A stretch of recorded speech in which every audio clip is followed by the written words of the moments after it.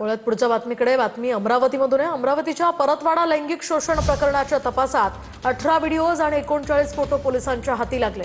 या प्रकरणामध्ये आणखी 4 जणांची सध्या चौकशी सुरू आहे। तर आरोपी पीडितांवर एका फ्लॅटमध्ये लैंगिक अत्याचार करत होता।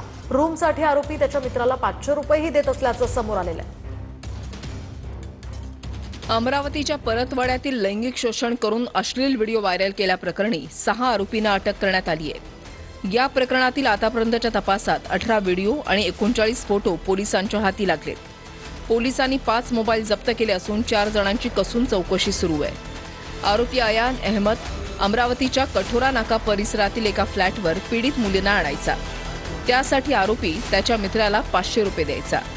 याच फ्लॅटवरून पोलिसांनी आरोपीला अटक केली आहे। या फ्लॅटमध्ये अनेकदा मुलींना आणलं जात असल्याची ही धक्कादायक माहिती समोर आली आहे। तर तक्रार करूनही फ्लॅट मालकानं कुठलीही दखल घेतली नसल्याचा आरोप नागरिकांनी केलाय। ही जी कारवाई आहे मुलांवर न करता फ्लॅट मालकावर व्हावी अशी आमची इच्छा आहे।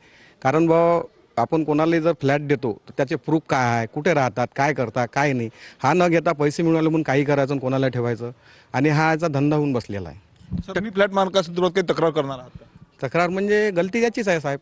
आम्ही वारंवार सांगून जर ॲक्शन घेत नसेल त्याच्यावर तर त्याला काहीतरी मिळत असेल त्याच्यातून प्रॉफिट वगैरे काही ना काही।